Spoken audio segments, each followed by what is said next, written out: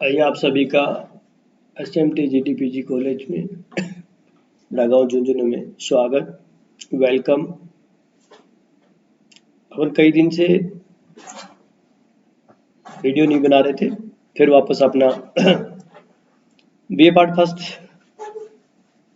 की बात करते हैं और BA पार्ट फर्स्ट में ज्योग्राफी की बात करते हैं। ज्योग्राफी में 2 पेपर चलते हैं आपके, और पहला पेपर फिजिकल ज्योग्राफी होता है, भौतिक भूगोल। दूसरा राजस्थान का भूगोल, और अपन पढ़ रहे थे राजस्थान का भूगोल चल रहा था अपना। और नेक्स्ट है जो आज का जो अपना टॉपिक है, उस टॉपिक की बात करेंगे। और उस टॉपिक में अपन बात करें तो मैं ये कहूँ कि राजस्थान की ज्योग्राफी है। राजस्थान की ज्योग्राफी में अपन पहले बात ये कर रहे थे, अगर राजस्थान की ज्योग्राफी में पहला सामान्य राजस्थान, और सामान्य राजस्थान में ये कर रहे थे कि ये राजस्थान है, राजस्थान की में ये अंतर्राज्यीय सीमाएं लगती हैं, ये जिले हैं, ये संभाग हैं। और ज्योग्राफी ऑफ राजस्थान की बात कर रहे थे, ज्योग्राफी ऑफ राजस्थान की, तो उसमें बात ये कर रहे थे कि राजस्थान में पहला जो अकॉर्डिंग एक सिलेबस के आधार पर अपन जो टॉपिक इससे पहले जो टॉपिक किया था वो राजस्थान के भौतिक विभागों की बात कर रहे थे। सामान्य परिचय के बाद में भौतिक विभागों में आपने पढ़ा था। अब हम आज का जो हमारा लेटेस्ट जो टॉपिक है वो है राजस्थान की मिट्टियों की बात करते हैं, सॉइल्स की बात करते हैं, राजस्थान की मिट्टी की बात करते हैं। और जब राजस्थान की मिट्टी की बात करते हैं अपन, तो मैं सबसे पहले बात ये करूं, आप जब राजस्थान का मैप देखते हैं, राजस्थान का कार्टोग्राफी देखते हैं, आप नक्शा देखते हैं, तो आप जब राजस्थान की बात करते हैं तो उसमें सबसे पहले ये देखिए, राजस्थान के सामान्य जब परिचय की बात करते हैं और सामान्य परिचय की बात करते हैं, तो आप उसमें ये देखते हैं कि भाई ये राजस्थान का, ये देखते हैं कि राजस्थान यहाँ से लेके आप ये कहें पूर्व पश्चिम उत्तर दक्षिण की बात करते हैं, तो यहाँ जैसलमेर से लेके सीधा आप इधर आ जाते हैं, आपके पूरी साइड में धौलपुर तक आ जाते हैं। या फिर आप ये कहें नीचे आप बांसवाड़ा डूंगरपुर से लेके और आप बिल्कुल गंगानगर की बात करते हैं जो पंजाब बॉर्डर है। तो हम ये देखते हैं कि राजस्थान का ये जो कार्टोग्राफी, राजस्थान का जो मैप है, इस मैप की बात करें तो यहाँ सोइल्स की बात करते हैं, राजस्थान की मिट्टी की बात करते हैं, राजस्थान की मिट्टी की बात करते हैं। तो आपने इससे पहले आपने भौतिक प्रदेश पढ़े थे, भौतिक प्रदेशों में 4 पढ़े थे। अगर राजस्थान का डेजर्ट, राजस्थान का मरुस्थल, और मरुस्थल के बाद मध्य में अरावली, और अरावली के बाद पूर्व पठारी प्रदेश, और फिर आप बात कर रहे थे आपका पर्वतीय प्रदेश, ऐसे आपके या शुष्क अशुष्क इसमें। तो हम बात ये कर रहे थे कि राजस्थान की मिट्टी की बात करते हैं, तो राजस्थान की मिट्टी में भी आप नक्शे के आधार पर कह सकते हैं ये जो पार्ट है आपका, ये अधिकतर पार्ट दिखता है वेस्ट राजस्थान कहते हैं इसको, पश्चिमी राजस्थान कहते हैं, जिसमें आपके बहुत से जिले आते हैं। जैसलमेर है आपका, बाड़मेर है आपका, जोधपुर है आपका, बीकानेर है आपका, गंगानगर है आपका, हनुमानगढ़ है, चूरू, और जिसमें कुछ झुंझुनू का बहुत सा किस्सा आ जाता है, सीकर है आपका। ये जो क्षेत्र है ये कहलाता है सारा। मैं बात करूं तो रेतीली मिट्टी के नाम से कहते हैं, या फिर ये कहें भूरी रेतीली कछारी मिट्टी के नाम से भी कहते हैं इसको। तो मिट्टी की सॉइल्स की बात कर रहे हैं। या फिर ये कहें आपका कुछ राजस्थान का जब जो ही पश्चिमी राजस्थान से नीचे, या ये बात करें ये जो जालौर वाला जो क्षेत्र है, जालौर वाला, इसको लवणीय मिट्टी के नाम से भी कहें। और मध्य में जो आपका ये कहें अरावली रीजन था, या फिर इसी रीजन को कहते हैं भूरी और रेतीली मिट्टी, जो आपका मध्य वाला, जो जिसमें पाली भी आता है आपका, कुछ सीकर का भी आता है, चूरू का, झुंझुनू का। और ये जो मध्य वाला, ये जयपुर अजमेर वाला जो बीच का क्षेत्र है, ये कहते हैं भूरी और रेतीली मिट्टी भी, या भूरी रेतीली कछारी मिट्टी भी कहते हैं। कुछ कछारी मिट्टी की बात करें तो मैं जयपुर और जो दौसा वाला, जो अजमेर वाला जो क्षेत्र है, इसको कछारी मिट्टी के नाम से। या फिर ये मध्य वाला, जब ये कहूँ अगर आपका ये जो क्षेत्र राजस्थान के इसके साथ पाली के साथ जुड़ा हुआ, भीलवाड़ा की बात करूं, राजसमंद की बात करूं, उदयपुर की बात करूं, तो लाल पीली मिट्टी के नाम से भी जाना जाता है ये वाला। और फिर ये कहें बिल्कुल आप उदयपुर और इसकी बात करें तो लाल लोमी मिट्टी के नाम से जानते हैं, मिश्रित मिट्टी के नाम से जानते हैं, काली मिट्टी के नाम से। और ये आपका ये वाला जो क्षेत्र रहता है ये मध्यम काली मिट्टी। तो मैं ये कहूँ कि राजस्थान की जब सॉइल की बात करते हैं, मिट्टी की बात करते हैं, तो राजस्थान की मिट्टियों को नक्शे पे देखें तो अलग अलग बिल्कुल स्पष्ट दिखाई देती है कि मिट्टी क्या है। अब मैं बात करना चाहता हूँ मिट्टी की डेफिनेशन क्या है, मिट्टी किसे कहते हैं, सॉइल किसे कहते हैं, या राजस्थान की सॉइल किसे कहते हैं। चलिए देखिए, जब हम बात ये करते हैं कि आपने अमेरिका के भूगोलवेताओं की बात करें या किसी भी साइंटिस्ट की बात करते हैं, विद्वान की बात करते हैं, तो वो आपको मिट्टी के बारे में समझाता है और मिट्टी के बारे में समझाता है तो ये कहता है कि मिट्टी क्या है। तो अमेरिकन की बात करें, अमेरिकन साइंटिस्ट की बात करूं मैं, और अमेरिकन साइंटिस्ट की बात करूं तो देखिए उसमें आप का नाम सुना होगा, मिट्टी विशेषज्ञ कहें या आप डॉक्टर बेनाट की बात आती है। सोइल की बात करते हैं, चाहे वो इंडिया की सोइल की बात करें, राजस्थान की बात करें, एशिया की बात करें, तो बेनाट का नाम आता है। और बेनाट के अनुसार भूपृष्ठ पे जो मिलने वाली, जो पृथ्वी के जो ऊपर वाला जो टॉप होता है उसमें मिलने वाली असंगठित पदार्थ, ये जो असंगठित पदार्थ होते हैं उन असंगठित पदार्थों की वह ऊपरी परत है जो मूल चट्टानों अथवा वनस्पति के योग से बनती है, उसे मिट्टी कहते हैं। साधारण रूप से कहते हैं कि पृथ्वी का ऊपरी वाला भाग जो होता है उसे मिट्टी कहते हैं, जो आपको असंगठित होता है, या ये कहें असंगठित पदार्थों के ऊपर जो मूल चट्टानें अथवा वनस्पति वेजिटेशन के साथ योग बनाती है उसे मिट्टी कहते हैं। जिस विभाग में मिट्टियों का अध्ययन किया जाता है, जो भी डिपार्टमेंट होता है, जो भी विभाग होता है उसे, या जैसे मिट्टी वाले को अध्ययन कहते हैं, मिट्टी के बारे में जानकारी लेते हैं तो पेडोलॉजी कहलाता है। वो उसको पेडोलॉजी कहते हैं। ये आपका एग्रीकल्चर साइंस में काफ़ी चलता है, इसी की एक शाखा चलती है, एक ब्रांच चलती है पूरी। राज्य में मिट्टी जो प्रशिक्षण प्रयोगशाला की मैं बात करता हूँ तो राजस्थान में जयपुर और जोधपुर में है। जैसे लेबोरेटरी बात करते हैं, लेबोरेटरी कहाँ है, जैसे अपन कोई किसी बॉडी की जांच करवाते हैं तो भाई वहाँ करी आई, या फिर इसी प्रकार बड़े बड़े जो लैब होते हैं, तो इस प्रकार तो हम हमारे स्टेट्स की जो सॉइल है और उसका एनालिसिस करते हैं, मिट्टी की पीएच की वैल्यू की जानकारी लेते हैं, तो वो है प्रयोगशाला परीक्षण की प्रयोगशाला जयपुर व जोधपुर में। भारत सरकार की सहायता से राजस्थान में प्रथम मिट्टी परीक्षण जो प्रयोगशाला की स्थापना है वो जोधपुर में बनी थी और 1958 में हो गई थी। इसलिए मैं बात करूं मृदा निर्माण के कई जो कारक होते हैं, जो फैक्टर होते हैं मिट्टी निर्माण होने में या मिट्टी बनने में, तो ये जो निम्न कारक होते हैं उनकी बात करूं तो जैसे बात करें फैक्टर की बात करें तो उसमें मिट्टियों की होती है, लेटराइट मिट्टी की बात होती है। जैसे लेटराइट मिट्टी होती है इसमें चूना और मैग्नीशियम, जो चूने होता है मैग्नीशियम कम होता है, लेकिन लोहा कैल्शियम, जो फेरिम होता है कैल्शियम होता है, और एल्युमिनियम की अधिकता होती है। इसका जो कारण होता है वो उच्च तापमान व ऊंचाई वाले प्रदेश में भारी वर्षा तथा उच्च आर्द्रता के क्षेत्रों में मानसूनी, ये कहते हैं कि जब उच्च वाले क्षेत्रों में जो मानसूनी जलवायु होती है, मानसून जलवायु की विशिष्ट परिस्थितियों में तीव्र जो निकाल होता है या निकालने का जो अवसर होता है निकाल, उसे कहते हैं लेटाइट मिट्टी। जब बात आती है अब बालू या बलुई मिट्टी या बलुई मृदा, तो इसका जो निर्माण होता है बलुई का, वो बलुई के नाम से ही उच्च तापमान होता है। जैसे राजस्थान के पश्चिमी राजस्थान की जब हम झुंझुनू की बात करें, चिड़ावा झुंझुनू चूरू की बात करें, सबसे अधिक तापमान भी रहता है, सबसे निम्न तापमान कम भी तापमान होता है। जैसे इसका निर्माण उच्च तापमान, कम वर्षा, मध्यम आर्द्रता वाले क्षेत्र में रेवदार जो कण होते हैं उसे कहते हैं कि रेवदार है, कायांतरित चट्टानें जैसी ग्रेनाइट, निस्स व क्वार्टजाइट की जो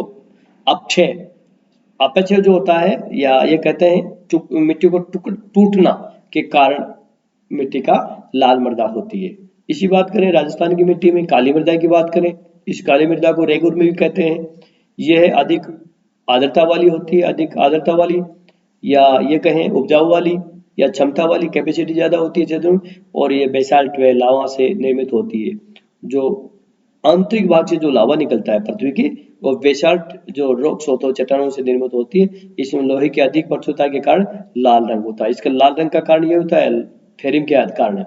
जब मैं बात ये करूं, अगर राजस्थान की मिट्टियों की बात करें तो जलोढ़ मिट्टी क्या होती है, देखिए जलोढ़ मृदा की बात करते हैं तो ये अवसादी चट्टानों, जो आप देखिए चट्टानों की बात करते हैं तो कायांतर चट्टानें, आग्नेय चट्टानें और अवसादी। तो अवसादी चट्टानों के अपेक्षा से जो अवसादी चट्टानें उनको टूटने से जो बनती है उसमें हुमस की जो मात्रा होती है और उसके सर्वाधिक होने से इस मिट्टी का निर्माण होता है। अब बात ये करें कि राजस्थान की जब हम मिट्टी की बात करते हैं और राजस्थान में मिट्टी की बात करते हैं तो इसके मिट्टी के कितने प्रकार होते हैं, कहाँ पाई जाती है।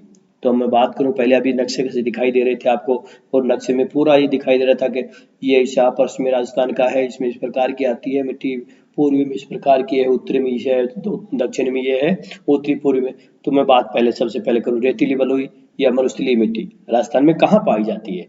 तो राजस्थान में रेतीली बलुई जो मरुस्थला मिट्टी है वो राज्य में सबसे अधिक भूभाग पर पाई जाती है। राजस्थान का अधिकांश भूभाग इसी में है, रेतीली बलुई और मरुस्थलीय मिट्टी है।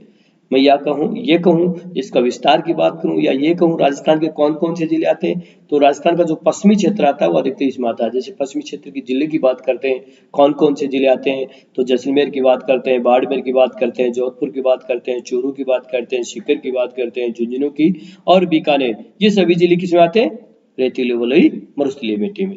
जब बात ये करें भूरी रेतीली मिट्टी, तो भूरी रेतीली मिट्टी की बात करते हैं राजस्थान में, तो रेत के जो छोटे छोटे जो टीले वाले भाग होते हैं, छोटे छोटे टीले युक्त जो क्षेत्र होता है, पाए जाने के कारण, छोटे छोटे टीले पाए जाने के कारण भूरी रेतीली मिट्टी, जो आपकी भूरी रेतीली मिट्टी होती है। और ये भूरी रेतीली मिट्टी, ये जो भूरी रेतीली मिट्टी होती है, ये भूरी रेतीली मिट्टी को ग्रे पेंटेड या ये कहें इसको धूसर मरुस्थलीय जो एक सिरोजन मिट्टी भी कहते हैं, मरुस्थलीय मिट्टी को नाम से भी जाना जाता है। इस मिट्टी का जो राज्य में कहें राजस्थान राज्य में कहाँ कहाँ, तो अरावली का जो पश्चिमी भाग है, या फिर ये कहें जोधपुर, नागौर, जालौर, सीकर, चूरू, झुंझुनू व बीकानेर जिले में सम्मिलित होती है। लेकिन राजस्थान में भूरी मिट्टी का प्रसार अरावली के दोनों तरफ होता है, अरावली पर्वतमाला दोनों तरफ होता है। जब ये कहें अभी बात करें तो लवणी मिट्टी कहाँ पाई जाती है राजस्थान में, तो मैं लवणीय मिट्टी की बात करूँ, लवणीय मिट्टी होती क्या है, कहाँ पाई जाती है। लवणीय मिट्टी की बात करूँ तो यह मिट्टी वैसे प्राकृतिक रूप से यानी नेचर से बाड़मेर, पाली और जालौर में पाई जाती है। लेकिन जब मैं ये कहूँ कि रूपांतरित मिट्टी होने के कारण, परिवर्तित मिट्टी होने के कारण ये कोटा में, भरतपुर में, गंगानगर में पाई जाती है। और सिलिका सैंड जो सिलिका सैंड मिट्टी जो सैंड्स होते हैं मुख्य रूप से जालौर और बाड़मेर में पाई जाती है। देखिए लवणीय मिट्टी की बात हो गई। जब बात करते हैं राजस्थान में पर्वतीय मिट्टी, अब साधारण से करते हैं जहाँ पर्वत है वहाँ पर्वतीय मिट्टी, लेकिन हम भी बात करते हैं पर्वतीय मिट्टी की बात करते हैं, अरावली की बात करते हैं। और यह मिट्टी अरावली पर्वतमाला के जब बात करते हैं अरावली पर्वतमाला में पाई जाती है, जिसके अंतर्गत आप ये कहें दक्षिण से सिरोही, बांसवाड़ा, डूंगरपुर की बात करते हैं तो सिरोही, उदयपुर, पाली, अजमेर, अलवर जिलों का जो पहाड़ियां हैं, जहाँ जहाँ पहाड़ी है राजस्थान में, इस प्रकार की मिट्टी पाई जाती है जो लाल पीला भूरा रंग की भी होती है। मैं बात ये करूं, मैप में दिखाई दे रहे थे आपको मिश्रित लाल मिट्टी क्या होती है, मिश्रित लाल काली मिट्टी क्या होती है। इस मिट्टी का निर्माण मालवा के पठार की काली मिट्टी है दक्षिणी अरावली के लाल मिट्टी के निर्माण में से हुआ है, जो हल्के हल्के गठन तथा चूने की कम मात्रा लिए होता है। इस मिट्टी का प्रसार क्षेत्र होता है वो डूंगरपुर, बांसवाड़ा और राजसमंद, उदयपुर एवं चित्तौड़गढ़ जिला माना जाता है। इस मिट्टी में कपास और मक्का, देखिए इसमें जब बात आती है अगर प्रोडक्शन क्या होता है, कपास व मात्रा की जो होती है वो अधिक, कपास मात्रा अधिक पाया जाता है या प्रोडक्शन अधिक होता है। जब बात ये करता है लाल लोमी मिट्टी की बात आती है, राजस्थान में लाल लोमी मिट्टी क्या है, देखिए लाल लोमी मिट्टी की बात करते तो इस मिट्टी का निर्माण जब ये कहें लाल लोमी कायंत्री चट्टानों से होता है, या ये कहें कि यह मिट्टी राजस्थान के दक्षिणी भाग में पाई जाती है। और दक्षिणी भाग की बात करें तो आपका उदयपुर, चित्तौड़, बांसवाड़ा, डूंगरपुर आता है। इसमें कम वर्षा, ये कहें क्षेत्र में कम वर्षा में भी अच्छी फसल हो जाती है। और यहाँ बात करें अगर लाल मिट्टी में मक्का की जो फसल होती है वो अधिक होती है। लाल पीली मिट्टी की बात करें राजस्थान में, ये मिट्टी, इस मिट्टी का निर्माण ग्रेनाइट, निस और शिस्ट जैसी चट्टानें होती हैं उनके टूटने फूटने से होती है। यह लाल पीली मिट्टी का जो ये कहें कि राजस्थान में, तो राजस्थान में बात करें तो सवाई माधोपुर, करौली, भीलवाड़ा, टोंक, अजमेर जिले हैं, उनमें अधिकतर ये मिट्टी पाई जाती है। जब बात ये करें मध्यम काली, जिसे काली को अभी बात कर रहे थे, इससे पहले मैप कर रहे थे, रेगुर मिट्टी भी कहते हैं काली या काली मिट्टी, रेगुर मिट्टी। तो ये काली मिट्टी का प्रसार कोटा बूंदी, क्योंकि कोटा बूंदी वाला क्षेत्र उत्पादन वाला अधिक वाला है, जहाँ चंबल नदी आती है और उसके साथ बहाकर उपजाऊ वाली मिट्टी आती है। तो कोटा, बूंदी, बारा, झालावाड़, विशेषकर हाड़ौती वाला जो क्षेत्र होता है, हाड़ौती का जो पठार है वो काली मिट्टी का ही माना जाता है। इस मिट्टी में मुख्य रूप से कपास सर्वाधिक होता है, काली मिट्टी में कपास होती है। और राज्य में जब ये कहें पाई जाने वाली काली मिट्टी में जो नमी को रोक या रखने का विशेष गुण होता है। कछारी जलोढ़ मिट्टी, इस मिट्टी को दोमट, कांप व ब्लॉक कॉटन साइल आदि के नाम से भी जाना जाता है। यह मिट्टी सर्वाधिक उपजाऊ मिट्टी होती है। यह मिट्टी राजस्थान के पूर्वी मैदान जयपुर, अलवर, अजमेर, टोंक और कोटा, सवाई माधोपुर, धौलपुर, भरतपुर आदि जिलों में विस्तृत पाई जाती है। जब मैं कहूँ राजस्थान में भूरी मिट्टी की बात आ रही थी, ये कहाँ और कैसे, तो ये मिट्टी मुख्य रूप से बनास, जो जयपुर के आसपास वाला कोटा में बनास नदी है, तो बनास में पाई जाती है। जिसके अंतर्गत अगर ये कहें बनास नदी कहाँ, तो टोंक है, आपका बूंदी है, सवाई माधोपुर, भीलवाड़ा, चित्तौड़ आदि क्षेत्र में ये मिट्टी पाई जाती है। अब बात ये करें, अगर अभी बात करें तो अगर राजस्थान में कुछ स्थानीय मिट्टी होती है, वो स्थानीय मिट्टी की बात करो तो स्थानीय में वह मिट्टी जो सदैव अपने मूल स्थान पर रहती है, उसका परिवर्तन नहीं होता है, उसे लोकल विशेष मिट्टी भी कहते हैं, स्थानीय मिट्टी भी कहते हैं। ये बहुत कम गति करती है, यानी कि एक स्थान से दूसरे स्थान पर नहीं जाती है, स्थानीय मिट्टी कहलाती है। राजस्थान के दक्षिणी भाग या दक्षिणी पूर्वी भाग में पाई जाने वाली जो काली मिट्टी, इसी मिट्टी का प्रकार मानी जाती है। एक बात आती है, स्थानीय मिट्टी की बात आ गई, लोकल विशेष के तो साथ कहते हैं विस्थापित मिट्टी।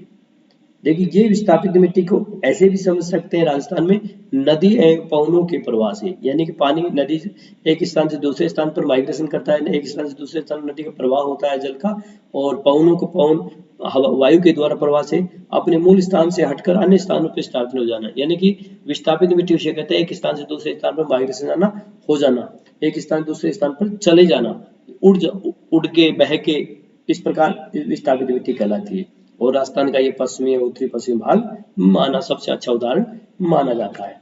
बात ये करें, अभी बात कर रहे थे मिट्टी निर्माण में, उससे पहले बात कर रहे थे अगर ऐसे फैक्टर कौन से पाए जाते हैं मिट्टी निर्माण में। सोइल के निर्माण में, सोइल के जो प्रोसीजर है मिट्टी बनने का, सोइल बनने का, उसमें मुख्य रूप से कौन से ऐसे नेचुरल कारक होते हैं, प्राकृतिक कारक ऐसे कौन से कारक होते हैं, फैक्टर होते हैं, तत्व या कारक। तो उसमें देखिए सबसे पहले होती है चट्टान। उस मिट्टी में चट्टानें कैसी हैं, चट्टान अग्नि चट्टान है, कांतिक चट्टान है, अवसादी है, या चट्टानों का किस प्रकार का मोटे कण वाले हैं, छोटे कण वाले। क्लाइमेट कैसी है, दूसरा जलवायु, वहां की उस क्षेत्र विशेष की जलवायु कैसी है, क्लाइमेट कैसी है, वहां का तापमान कैसा है, वहां की वायु किस प्रकार चलती है, वहां आर्द्रता कैसी है, वहां ह्यूमिडिटी कैसी है। तो इस प्रकार दूसरा जलवायु। तीसरा जैविक पदार्थ, मिट्टी निर्माण में बहुत ये कहें मुख्य भूमिका होती है जैविक निर्माण की, मिट्टी के निर्माण में। जैसे आप कहें वनस्पति, जीव जंतु, पशु पक्षी, सूक्ष्म छोटे छोटे जीव होते हैं, मिट्टी निर्माण में सहायक होते हैं। तो जैविक पदार्थ कौन कौन से होते हैं, फिर ये कहें जैविक पदार्थों में सभी आ जाते हैं। ह्यूमन भी इसी में आता है, जैविक में, बायोटिक में ह्यूमन है, वनस्पति है, जीव जंतु, पशु पक्षी, जैसे छोटे छोटे जो आपने देखा होगा कई बार जो सांप सर्प वगैरह है, चूहे वगैरह होते हैं, ये मिट्टी को जैसे इसलिए जैविक पदार्थ माना जाता है। स्थलाकृति की ये लैंडफॉर्म की बात आती है, स्थलाकृति किस प्रकार की, वहाँ की चट्टानें किस प्रकार की, वहाँ का स्थल किस प्रकार का है, मजबूत है या आपका कठोर है, या फिर इस प्रकार आप ये कहें अब भाई ज्यादा कठोर वाली मिट्टी तो नहीं है। फिर इसके बाद लास्ट जो टॉपिक की बात आती है समय, और मिट्टी निर्माण का जो प्रोसीजर होता है उसमें समय, टाइम ऑफ कहते हैं या काल ऑफ, समय क्या है और कितने समय में बनती है। अब बात करते हैं मिट्टी में लवणता या क्षारीयता क्या होती है। देखिए, आप मिट्टी के बारे में पढ़ते हैं, हम तो आप बात कर रहे हैं राजस्थान की, लेकिन इसके बाद भारत की बात करें या भारत के किसी राज्य की बात करें, एशिया की बात करें, किसी राज्य की, किसी कंट्री की बात करें, तो मिट्टी में जो लवणता होती है, क्षारीयता होती है। लेकिन राजस्थान में हम बात करते हैं लवणता क्षारीयता की समस्या है, अब उसकी बात करते हैं लवणता क्या होती है, क्षारीयता क्या होती है, अगर ये समस्या है तो इसका समाधान क्या है, और समस्या है तो कहाँ है, कैसे करें। देखिए, मिट्टी में जो खारेपन की समस्या, मिट्टी में जो खारेपन की समस्या को ही लवणता या क्षारीयता कहते हैं। सबसे बड़ी समस्या ये आती है, कई लोग कहते हैं लवणता क्या होती है, क्षारीयता क्या होती है। अरे जो सोइल में खारापन होता है, समस्या होती है, वही लवणता क्षारीयता कहलाती है। लेकिन जल में सोडियम क्लोराइड की अधिक से, यानी ये कहेंगे जो पानी में या जल में, वाटर में सोडियम क्लोराइड की अधिकता के कारण मिट्टी क्षारीय हो जाती है। सोडियम क्लोराइड अधिक हो जाएगा तो मिट्टी क्षारीय हो जाती है और मिट्टी के ऊपर सफेद सा एक व्हाइट सा लवणीय बालू जम जाती है, जिसे रेह कहते हैं। और यह जालौर, बाड़मेर और पाली के पश्चिमी क्षेत्रों में क्षारीय मिट्टी को नेहड या नेड के नाम से भी जाना जाता है। लेकिन जब सिंचाई के दौरान उपयोग में ली जाने वाले जल में लवण या सोडियम कार्बोनेट की मात्रा अधिक हो जाती है तो मिट्टी क्षारीय हो जाती है। इसे साधारण बोलचाल की भाषा में हम भूरा ऊसर भी कहते हैं। ऊसर भी कहते हैं, ऊसर भूमि है या ऊसर है। क्षारीय लवणीय भूमि को जब ऊसर भूमि कहते हैं तो स्थानीय भाषा में उसको ऊसर भूमि को रेह भूमि भी कहते हैं या रेह भी कहा जाता है। ये इसे कहते हैं मिट्टी का पीएच की वैल्यू क्या नाम से जाता है, पीएच क्यू मान क्या होता है, और पीएच क्यू मान 7 होता है। तो -7 से अधिक पीएच क्यू मान वाली जो मिट्टी को क्षारीय मिट्टी कहा जाता है। जिसका 7 पीएच की वैल्यू आती है माइनस, वो क्षारीयता होती है। मिट्टी की क्षारीयता की समस्या को कम करने के लिए जिप्सम का प्रयोग करते हैं। देखिए राजस्थान में आप बात करें, हमारे जब लवणता क्षारीयता होती है तो हम जिप्सम डालते हैं खेतों में, खेती करने के लिए, प्रोडक्शन करने के लिए, एग्रीकल्चर के लिए क्षारीयता लवणता कम होती है। जब बात करें कि मिट्टी की लवणता को कम करने के लिए अभी चूने का प्रयोग किया जाता है। पश्चिमी राजस्थान की मिट्टी अम्लीय है, क्षारीय तत्वों से होती है, क्योंकि मिट्टी की निचली जो सतह ऊपर की ओर कोशिकाएं के द्वारा जल रिसाव होता रहता है, ऊपर से नीचे होता रहता है, इस कारण भी होता रहता है। एक अभी बात करते हैं लवणीय क्षारीयता, तो राजस्थान में एक समस्या होती है सेम समस्या, और सेम समस्या से प्रभावित क्षेत्र कौन सा होता है राजस्थान का। अभी बात कर रहे थे राजस्थान की मिट्टी की बात करते हैं तो लवणता की बात आती है, क्षारीयता की बात आती है और सेम की बात आती है। तो हम बात ये करें, जैसे राजस्थान का जो पश्चिमी क्षेत्र होता है और वहाँ इंदिरा गांधी नहर है।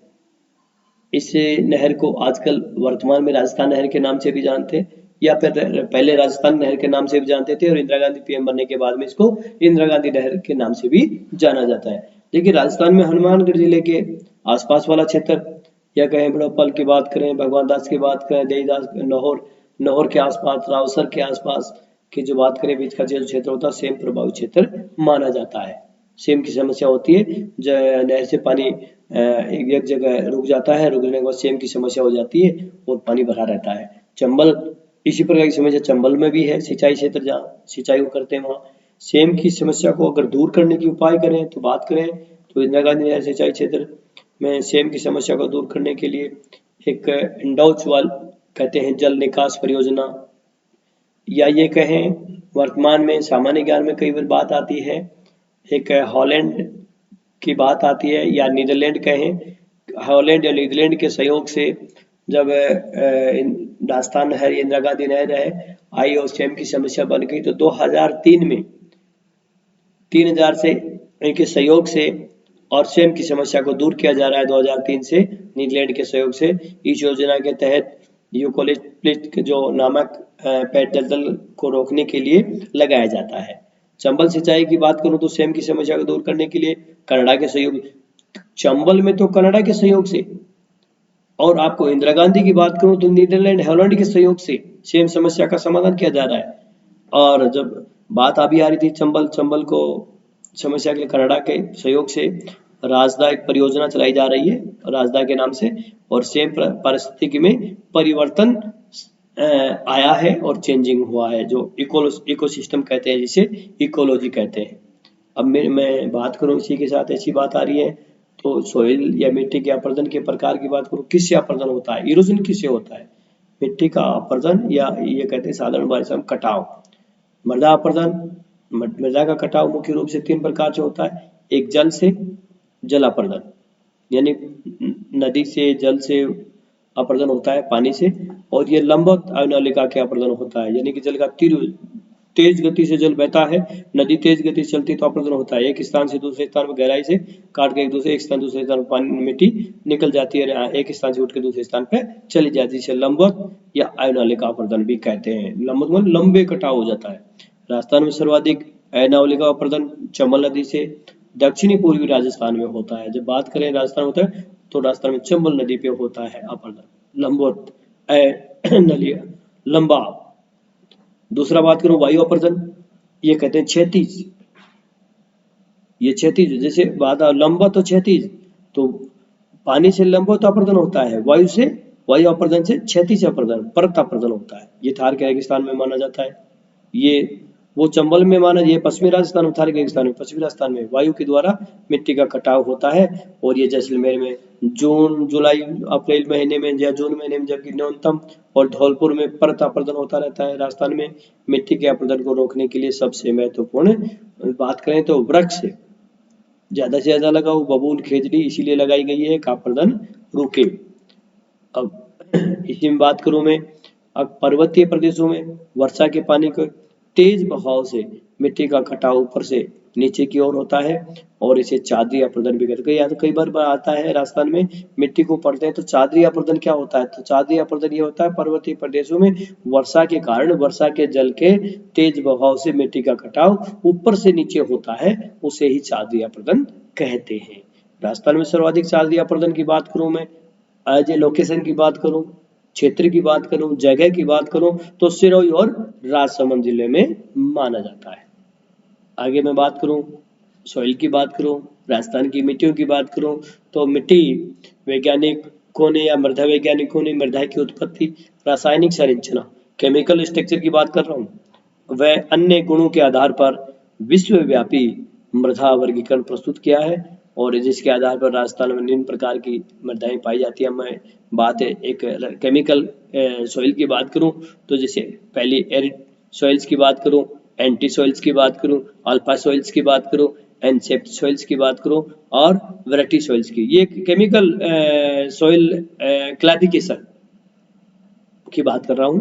और एरिड की बात करूं तो देखिए इसमें कई विभाग होते हैं। इसमें अगर एरिड सॉइल्स कैसे शुष्क जलवायु के कारण होती है, ड्राई क्लाइमेट के कारण होती है मृदा, और ये राजस्थान के में पाई जाती है, पश्चिमी राजस्थान में पाई जाती है।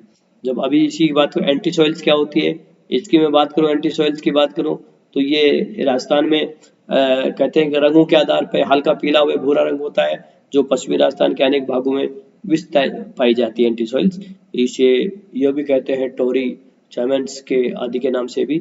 और एनसेप्ट सॉइल्स की बात करूं तो ये कहते हैं शुष्क अर्धशुष्क जो है या अर्ध जलवायु वाले प्रदेशों में पाई जाती है, जैसे राजस्थान की बात करें सिरोही, पाली, राजसमंद, जयपुर, भीलवाड़ा वाले में होती है। वर्टी सॉइल्स की केमिकल की बात करें तो यह है झालावाड़, बारा और कोटा, बूंदी आदि में पाई जाती है। अल्फी सॉइल्स की बात करूं तो ये जयपुर, दौसा, अलवर और भरतपुर, सवाई माधोपुर, टोंक, भीलवाड़ा, चित्तौड़, बांसवाड़ा आदि जिलों में पाई जाती है। ये अपन बात कर रहे थे, अभी आप बात कर रहे थे राजस्थान की मिट्टियों की बात कर रहा था। आज मैं राजस्थान की मिट्टियों के बारे में मैंने बहुत कोशिश की है समझाने की, मैप के द्वारा या तालिका के द्वारा या डाटास के द्वारा या फिर मिट्टी का वर्गीकरण के द्वारा, मिट्टी को केमिकल वर्गीकरण क्या है, मिट्टी के कारक क्या है, सॉइल क्या है, राजस्थान में कौन कौन सी मिट्टी कहाँ कहाँ पाई जाती है। और अगले चैप्टर में आएंगे तो अगले चैप्टर में अपन बात करेंगे। और ये मेरे जो वीडियो देखने के लिए आप ज़्यादा से ज़्यादा इसको आप नए वीडियो देखेंगे, नए वीडियो देखने के लिए ज़्यादा से ज़्यादा सब्सक्राइब करेंगे और लाइक करेंगे ज़्यादा से ज़्यादा। Okay, thank you.